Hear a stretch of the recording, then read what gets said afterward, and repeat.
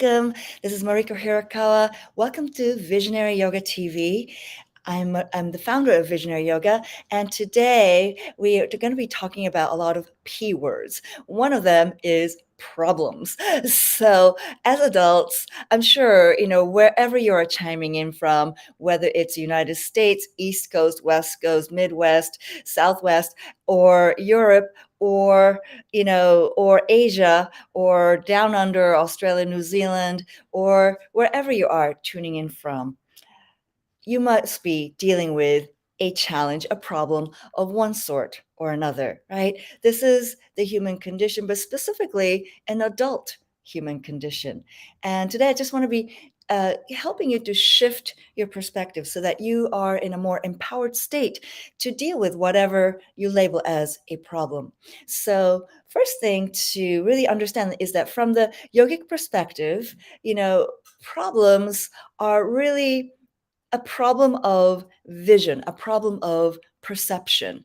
And because, as kids, we didn't even, problem is a concept that we learned as we went through life. And we learned this problem solving, problem and solution chain through observing other adults, right? And we really were trained into this problem solving mindset. And while it's very, very useful to understand, to have the skill of solving a problem, we're kind of addicted. We're stuck in this box of seeing problems. And that's one thing to understand, is to take a step back and see that there is a perception of problems. And this, and that's very important because we are also very, there's a distinction between awareness and focus. And this is a very important uh, distinction to understand. Awareness is non-discriminatory, pure awareness, just a taking in.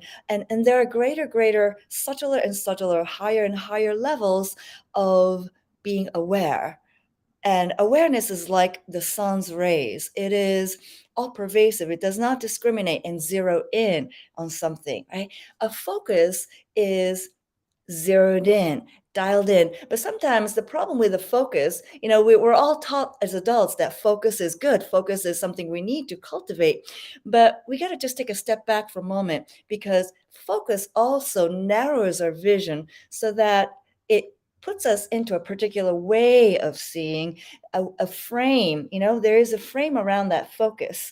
And often the solutions to our problems exist outside of this frame, right? That's something also to understand, the distinction between awareness with a capital A and upgrading, making more subtler, making it more fine-tuned. Our awareness can often, override, can often lead to the solution. Because as Einstein told us very intelligently, insightfully, all the problems, the biggest problems of our lives, cannot be solved at the same level of consciousness that created them. And this really points to that distinction between awareness and focus.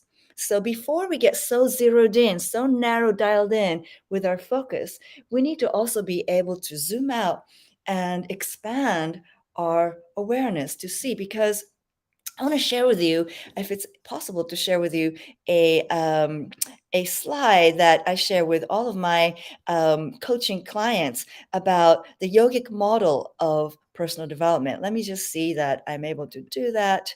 Okay, here it is. Can you see this slide? Oh, unable to share the screen. Okay, oh man. Okay, so there are two pyramids. I'm just gonna imagine. I'm gonna ask you to use the imagination and just share with you one pyramid, which is the conventional model of personal development.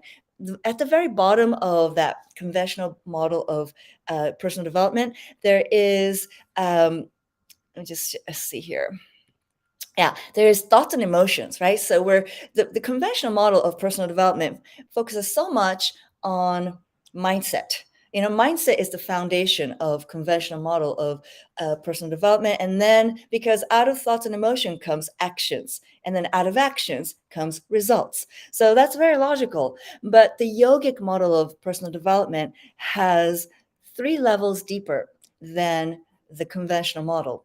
So imagine a pyramid now, right? The first one it's like a three-layered cake: thoughts and emotions, actions and results, right?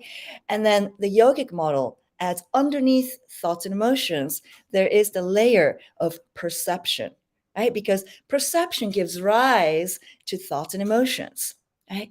And then underneath perception, as we go even deeper in the yogic model of personal development, there is identity, right? And then underneath identity, there is pure awareness. So again, beneath the mindset, there is a perception, a way of seeing, a way of perceiving, and then the identity, and then pure awareness.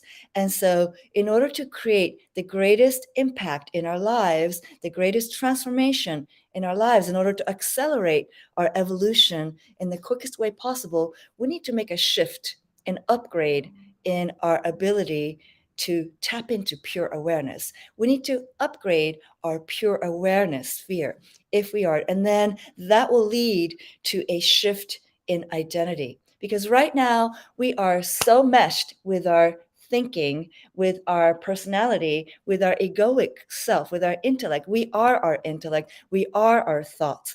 And when there is no distance between you and your thinking mind, then you actually have no freedom from your own mind. Whatever, you know, when you're married to your mind like that, you're actually at the mercy of this. When your mind has wonderful thoughts, you are elated. When your mind has a depressing thought, then accordingly we are taken down. So we have no freedom from our own mind. And the greatest, then this is where yoga shines as the greatest and most comprehensive model of personal development there is on the planet, because yoga does not exclude the physiological also, right? So when you have that space between your thinking mind and the true you, which is pure awareness, which is beyond body, beyond psychology, which is even beyond energetic dimensions of reality, it is what gives all those dimensions power, is your pure awareness. And so when you're able to create this gap, then you have a distance between your mind and your senses. And the senses, which are so programmed from, because it is our psychology, and there is nothing old, right, in existence at all. It's only our mind that functions from our memory, that is, has the memory of perceiving all these problems, we're conditioned to see problems, right? This is why when you have a problem that seems so kind of boxed in, you have no way of finding your solution, you've got to realize you're in this box, and you need to create a gap between you and the box. And you got to expand yourself enough to be able to see that there's a door out of that box. There's a door out of that box into a greater box, or if you can really go for it, to blast through that box altogether. And this is the journey of the personal development modality of yoga. And so there is nothing wrong with the actual situation you are in. There is perfect order. So there is no real huge issue in our lives. And when you really look at it from an existential lens, right? Whether the biggest issues in our lives, like who do we get married to, or who is our life partner? Do I take this job? Do I not take this job? Do I fire? Do I hire? Do I move? These are like the big questions of our lives. But truly, existentially, it's smaller than a blip, right, in the mirror of in this existential reality.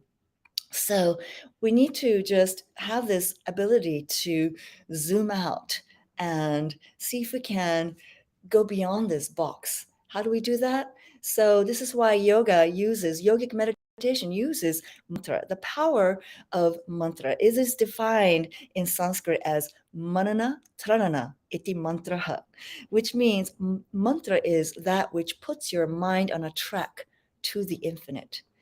Mantra is that which puts your mind on a track to the infinite. That means you are entering the quantum field, and you are entering it as a pure consciousness, be losing, letting go of your identity as this body, this personality, this position, this nationality, this political orientation, this sexual orientation, all of that history. You've got to be able to lose all of that, merge all of that.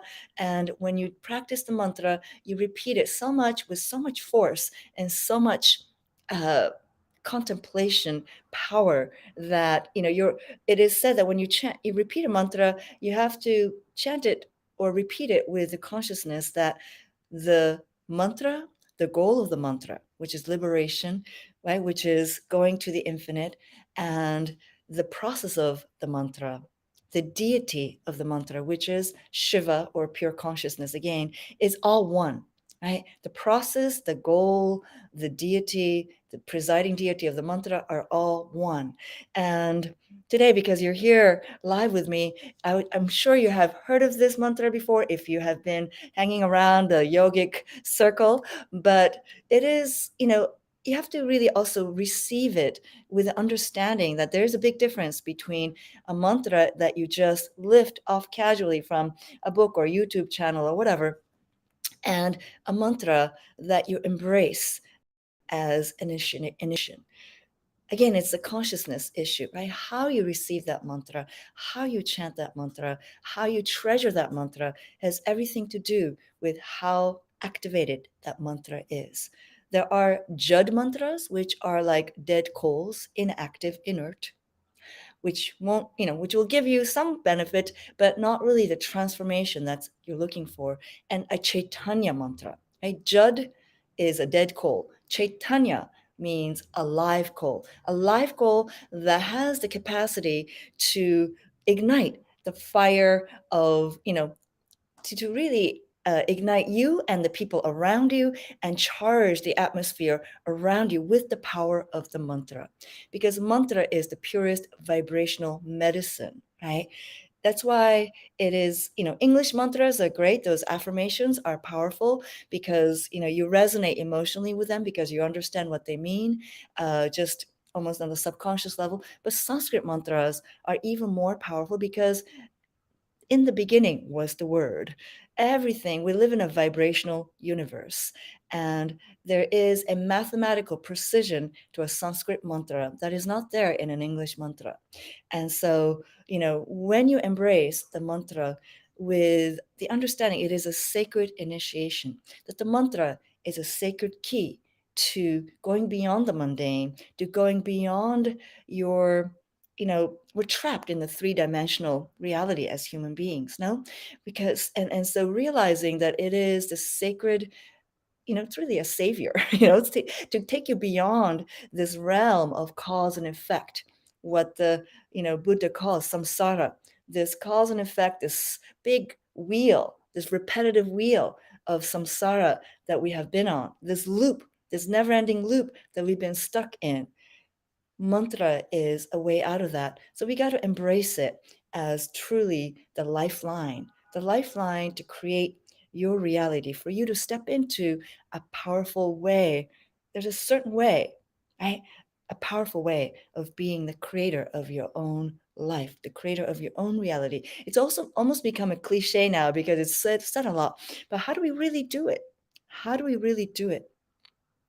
It's being willing to lose all the resistance, to become powerfully aligned and get your four levels of you moving in the same direction. That's your physiology, your body, your psychology, your mind, your emotions, and your energetic dimension. These four dimensions, these four wheels have to be moving in sync, moving in the same direction. Right now, problem means there's some part of you that's working against you, right? Because in reality, in the ultimate reality, there is only oneness, right? There is only oneness. But, on the journey towards that, we experience division, we experience duality, and we're trapped in that. So if you can do the practice of practicing this, chanting this mantra, first vocally, and there are many gradual ways in which the mantra begins to color your vibrational being. First, it resonates in your throat. And this is called the Vaikari level of mantra.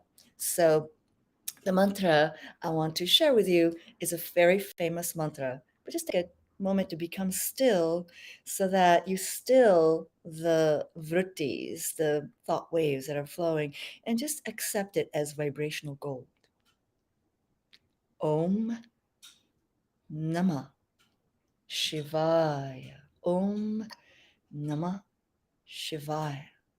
This mantra has been chanted by sages, seekers, enlightened beings throughout the ages, and it is five syllables, right? We don't count the om because it is always attached. It opens because om is the symbol, om is the sound that opens the floodgate of your evolutionary ladder of the spine, the sushumna. So om first opens the whole channel. Then Namah Shivaya, 5 syllables that purifies the five levels of our existence as a physical being, the 5 elements.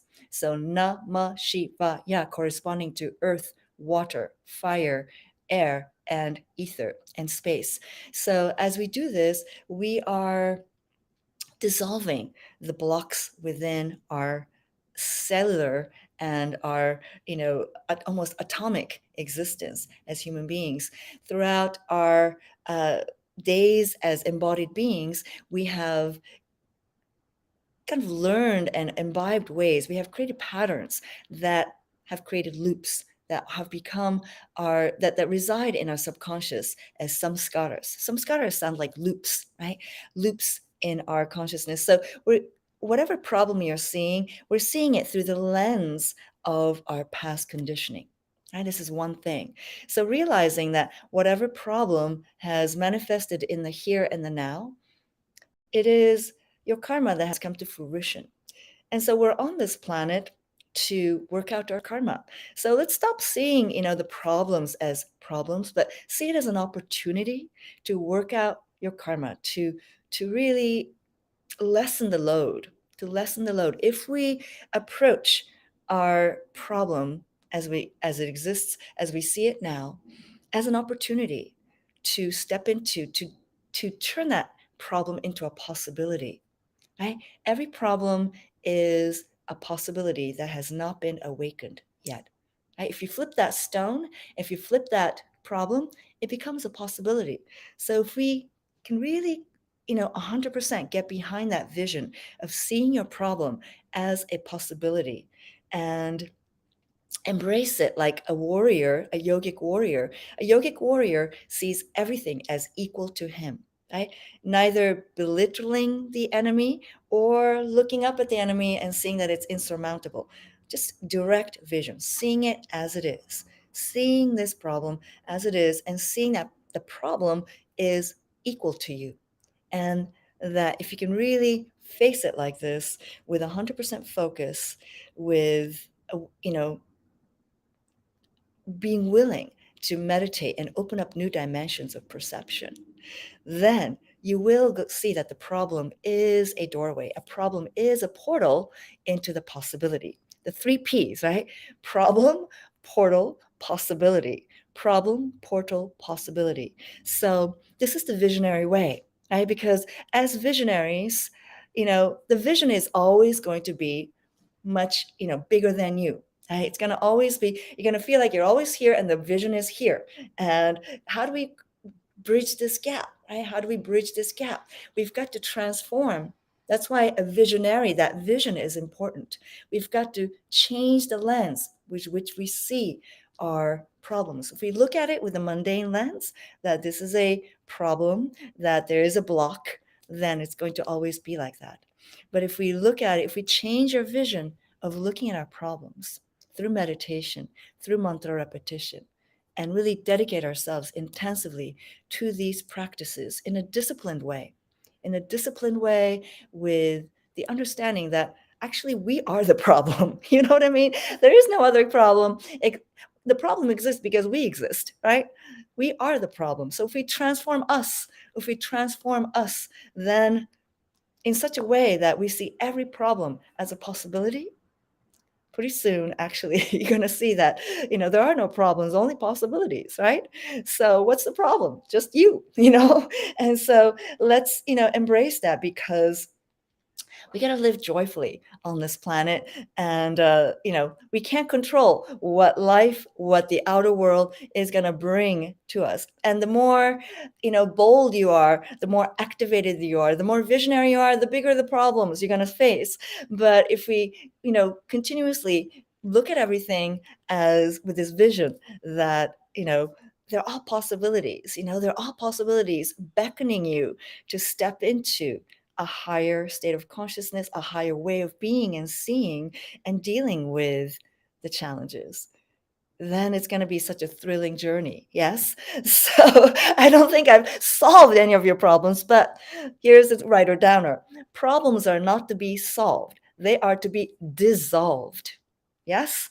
Problems are not to be solved, but to be dissolved. How do we dissolve it? How do we dissolve it? See, we live with so much mental furniture right now. We have so many mental furniture we're living with that we don't even know that they're furniture, right? Like if you live in the same place with the same furniture and it's been like that for 20 years, pretty much you stop seeing the wallpaper, the furniture. But there are furnitures right now that are shaping your perception. And we've got to start to look at the very lens through which we are seeing and start to clear it. Start to clear. When you do that, your world is going to change. Your life is going to change. Your state of consciousness will be changed. And that means you will no longer be the same you. You will be a new you with a new, higher, more expanded identity with a higher perceptive power, right? So again, awareness, then identity, then perception, then mindset, thoughts and emotion, then action, then results. So we're always going to, our current reality is just the result of everything we have thought and done so far, right? And it's been at a certain frequency level. If you want to realize your vision, which is up here, then how do we bridge that gap, right? So if you continue to um, be in the same identity, you cannot do it, being in this, being the same you, right? You just can't do it. You have to, raise your ability to perceive, raise your pure awareness dimension, right? I mean, there's awareness and there's awareness and there's awareness, right? So if your vision is here, you got to elevate your awareness to this level so that you're stepping into a higher identity, so that it's creating a certain way, a lens of perception, right? The higher identity has a certain way of seeing that is uh, different from your identity here. And then from there, it will naturally produce the thoughts. So conventional yoga, personal development says you got to work on your thinking, but there's so many thoughts. How are you going to handle it? You can't, it's really a hard work to try to change every one of your thoughts, every one of your beliefs. So there's so many beliefs. But if you elevate your identity, if you elevate your awareness and your identity, naturally, the way you see will change. And naturally, that will begin to dissolve those old blocks of the boxes, will begin to dissolve. It doesn't happen overnight, but it will happen much faster than if you try to change every single belief that you have. It's much more energy expended when you try to just wrestle with your mind, because the mind is very tricky. It's very complex, right? So it's much easier to take that step back and work on awareness and identity than perception. Yes, I hope I've been of service to you. I would love to hear in the comments below just your takeaway, your aha, if there was a nugget that you're taking with you into the rest of your day and into the rest of your week. And if you are inspired to take it to the next level, I have a few gifts that I want to share with you. Number one is my visionary session. You can just simply go to visionarysession.com. And if you have a vision that you've been having, struggling to actualize, this is a very high value gift worth $500, because I'm going to be show up one-on-one with you in a visionary session and help you clarify, help you point out those obstacles that you may not be seeing, help you point out the one needle moving thing that will get you a quantum leap towards that vision, how to make that shift from here to there. I've been doing this for the past 15 years, and my clients have manifested amazing things in their lives. So go to visionarysession.com right now and book a session. It's holidays, so I have less slots right now because I have some plans for later in the month. So let's get together, and before the month is up, before the holidays are on, and I'd love to just up level your vision for you. And the second is I'm really excited. I am taking a group of visionaries to Greece in June of 2023. It's going to be June 5th through 11th. But the minute you register, I'm going to be supporting you every step of the way, all the way to the journey. It's going to be in a gorgeous island, not very touristy. It's very authentic Greek culture. It's an island of Amorgos, and it's called Awaken the Visionary Within. And you can check it out at greece-retreat.com. greece-retreat.com. And right now, during the initial launch, I'm offering $300 off. And, included is a 30-minute massage and 2 excursion retreats and, 4 visionary workshops with me to really get into that visionary mode, become a vibrational match in this gorgeous 5-star spa and hotel retreat with an epic view of the Asian Ocean. We're going to be doing yoga every morning, and on the evenings when we're not on excursions and adventuring, we'll be doing a more chilled out, relaxing yoga meditation session in the evening, sunset over the Asian Ocean. 6 nights in a 5-star every room with ocean view. So it's going to go fast. It's already filling up. I only have 6 rooms right now. And so if you would like to join me, I want to invite you to do that. During the initial phase, it's $300 off for, you. And if you want to bring a partner, I'd love to have you along. So again, if you have questions, you can again book that session, visionarysession.com, and I'd love to just share with you the details. A lot of it is on the site, greece-retreat.com. So I hope you can join me and make 2023 an epic adventure you'll never forget. Honestly, I love to invest in experiences. I don't want stuff anymore, because experiences are what's going to stay with you when we all have to leave our planet at some point, right? And it's those experiences that elevate your consciousness, that make you go, oh, thank you so much, life. Those are the experiences that stay with us. And so let's do it together. And I want people who are committed. I want people who are inspired. So I just want to make a heartfelt invitation. And I want to thank you so much for being a part of my Visionary Yoga tribe. I appreciate you and wish you an amazing rest of your day. Happy holidays, everyone, too. Let's enjoy this the time of giving and, giving back also. Thank you so much, everyone, and talk to you soon.